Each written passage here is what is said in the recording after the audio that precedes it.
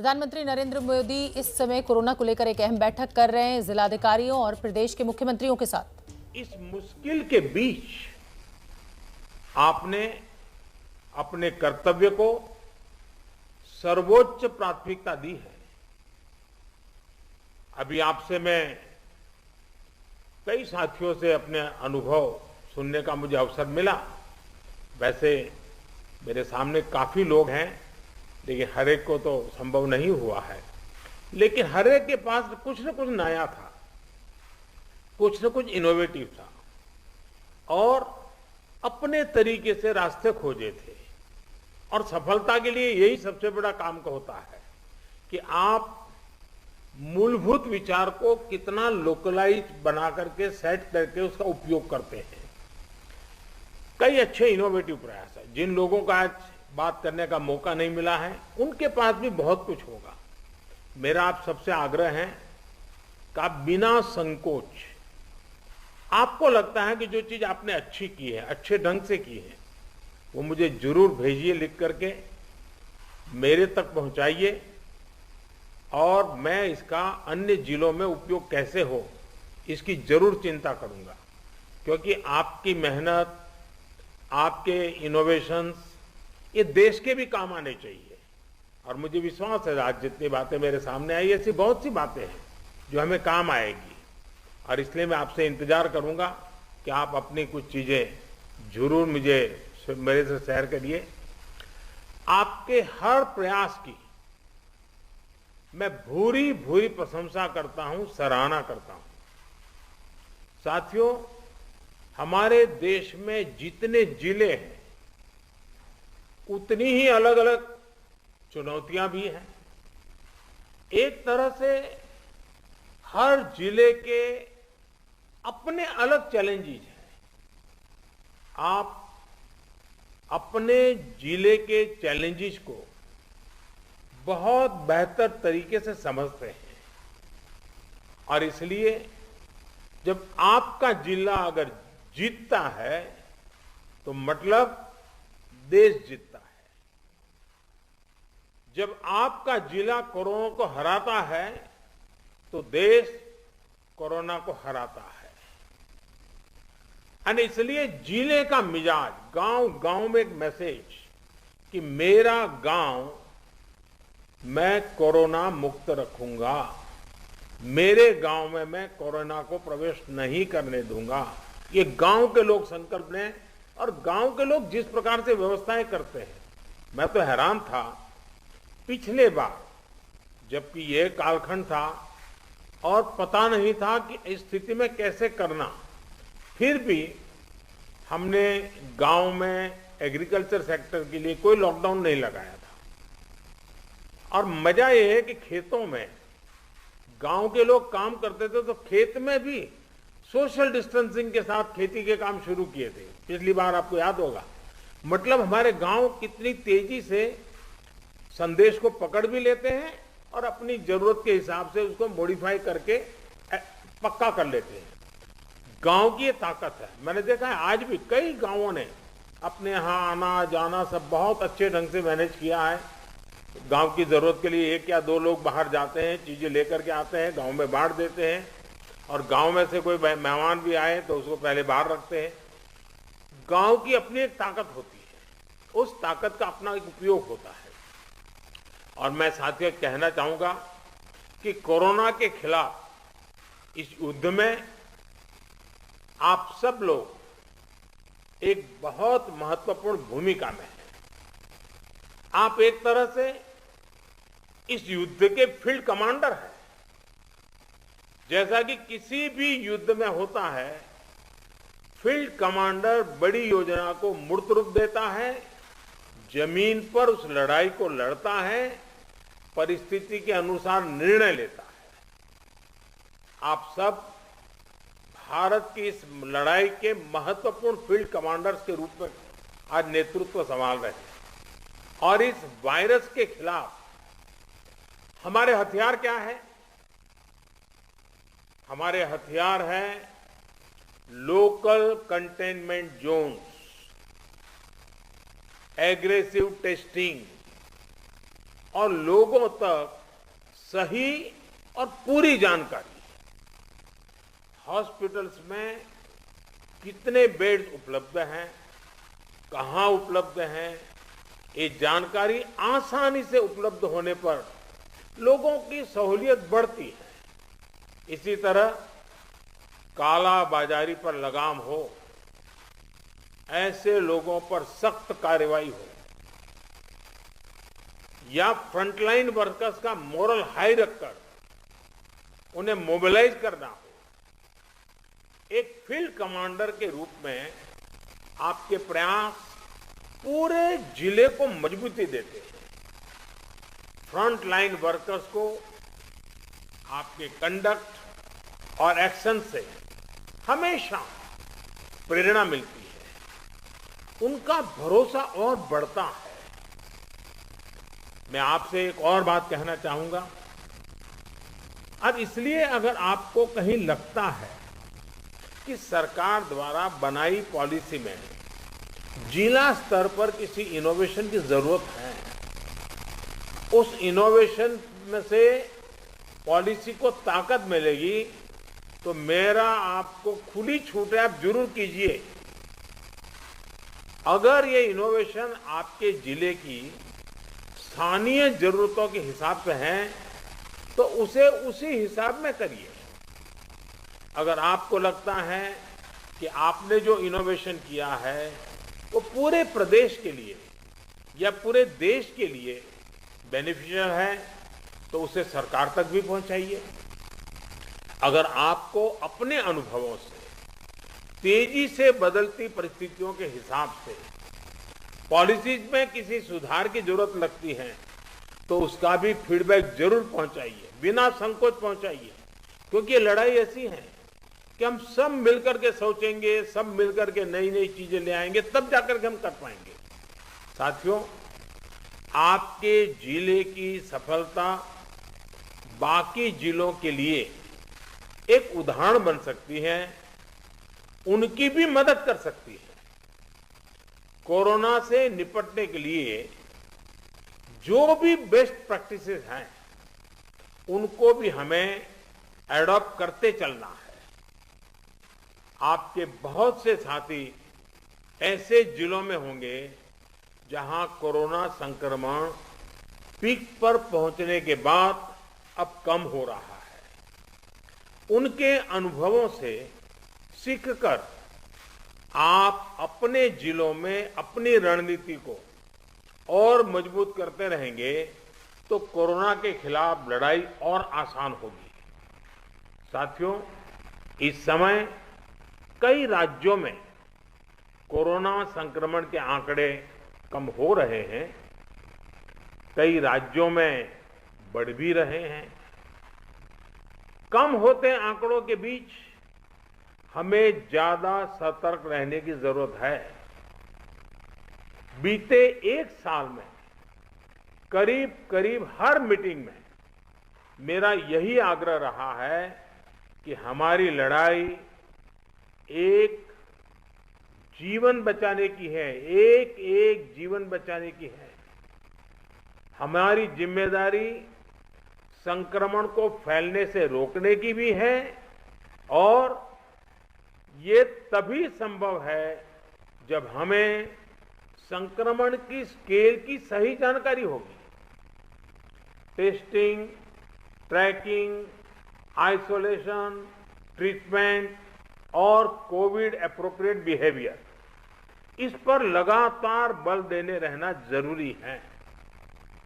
Corona की इस दूसरी वेव में अभी ग्रामीण और दुर्गम क्षेत्रों में हमें बहुत ध्यान देना है। इसमें फील्ड में बिताया हुआ आप सभी का अनुभव और आपकी कुशलता ये बहुत काम आने वाली है। हमें गांव-गांव में जागरूकता भी बढ़ानी है और उन्हें कोविड के इलाज की सुविधाओं से भी जोड़ना है। बढ़ते हुए केसों के और संसाधनों की सीमाओं के बीच लोगों की अपेक्षाओं को उचित समाधान देना, हमारी सबसे बड़ी प्राथमिकता है सारी चुनौतियों के बीच समाज के सबसे निचले छोर पर खड़े व्यक्ति का चेहरा ध्यान में रखते हुए हमें काम करना है। उसका कष्ट दूर हो, उसको मदद मिले, हमें ऐसी व्यवस्थाओं को और मजबूत करना है। इस बहुत बड़े वर्ग तक जब प्रशासन का एक भी व्यक्ति पहुंचता है तो या उससे संपर्क करता है, उसकी बात सुनता है, तो उससे बहुत बड़ा विश्वास जगता है। बीमारी से लड़ने की उसकी ताकत कई गुना बढ़ जाती है। जैसे हम देखते हैं जब होम आइसोलेशन में रह रहे परिवार के पास प्रशासन के लोग ऑक्सीमीटर लेकर जाते हैं, दवाएं लेकर जाते हैं, तो उसकी खोज खबर लेते हैं, तो उस परिवार को संबल मिलता है कि हम अकेले नहीं हैं। साथियों, कोविड के अलावा आपको अपने जिले के हर एक नागरिक की ईज ऑफ लिविंग का भी ध्यान रखना है।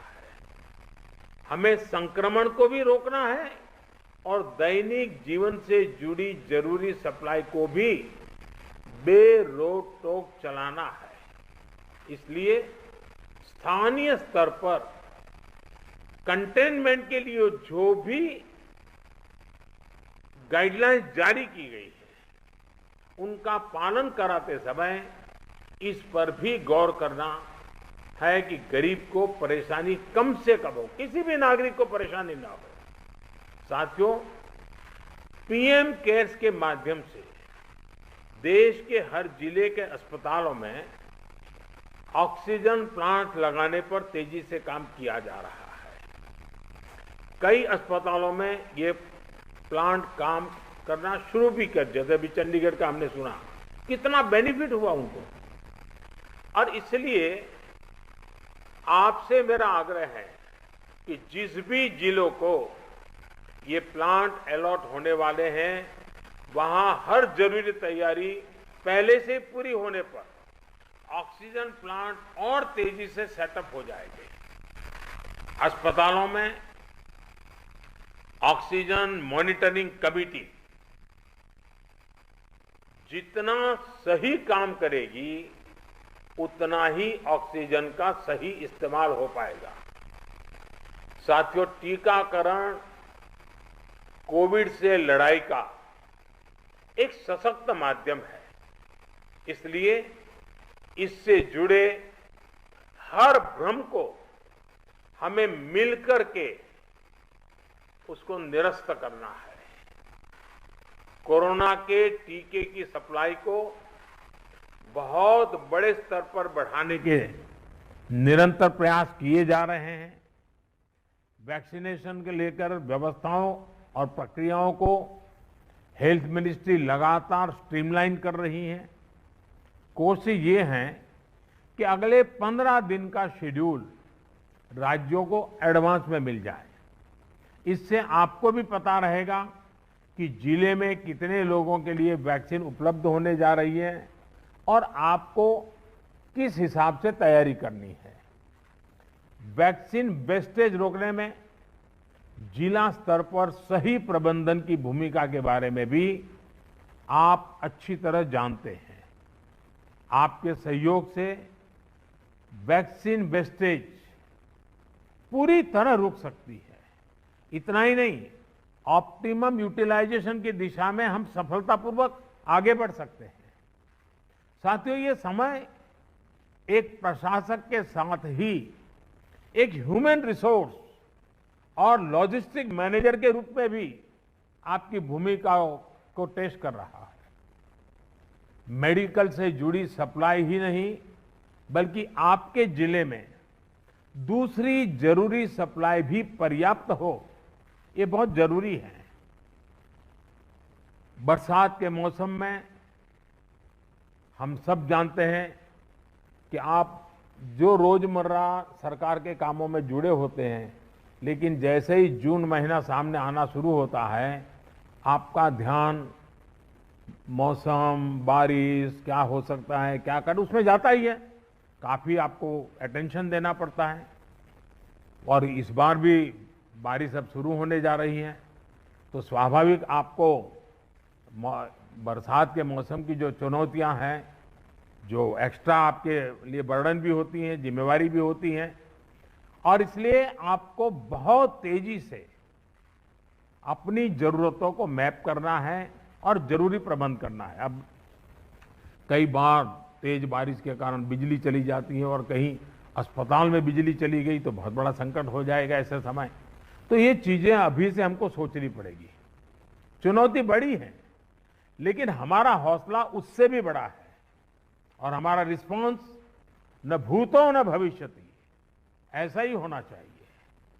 इसी हौसले और संकलन के साथ, इसी इरादे और संकल्प के साथ हम देश को इस संकट से बाहर निकालेंगे। अभी कोरोना के खिलाफ आपको जो अनुभव मिलेंगे वो भविष्य में भी आपके भी और देश के भी बहुत काम आने वाले हैं। इन अनुभवों का सही इस्तेमाल करके आप आगे भी देश की बड़ी सेवा कर सकते हैं। मुझे विश्वास है कि आपके सहयोग से, आपके कुशल नेतृत्व से, आपके कुशल प्रबंधन से भारत कोरोना के खिलाफ इस लड़ाई में मजबूती से आगे बढ़ेगा। मुझे खुशी है कि आज सभी जो राज्य इस मीटिंग में हैं, उनके सभी माननीय मुख्यमंत्रियों ने भी समय निकाला। जब कार्यक्रम की रचना कर रहे थे तब लग रहा था कि मुख्यमंत्रियों का समय इसमें व्यस्त करने की जरूरत नहीं है, क्योंकि जिले के लोगों से बात करना है वो तो जानते ही थे।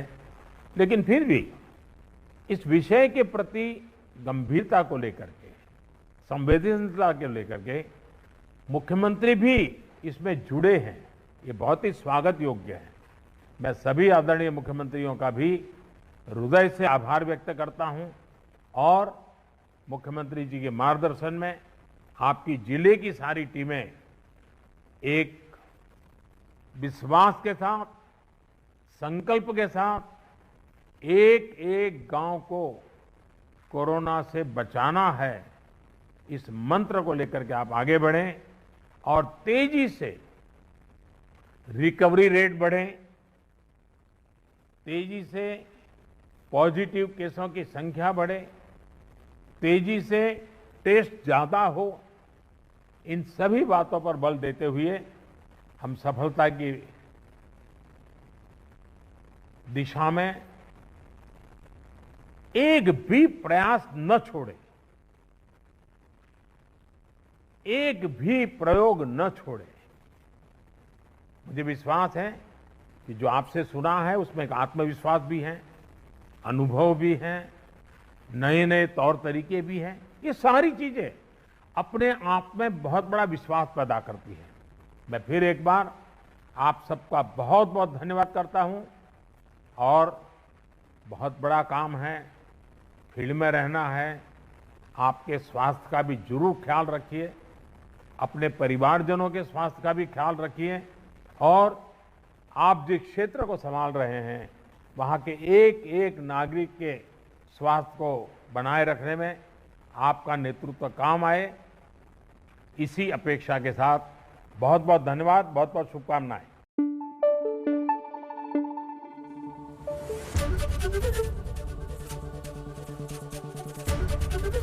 एबीपी न्यूज आपको रखे आगे।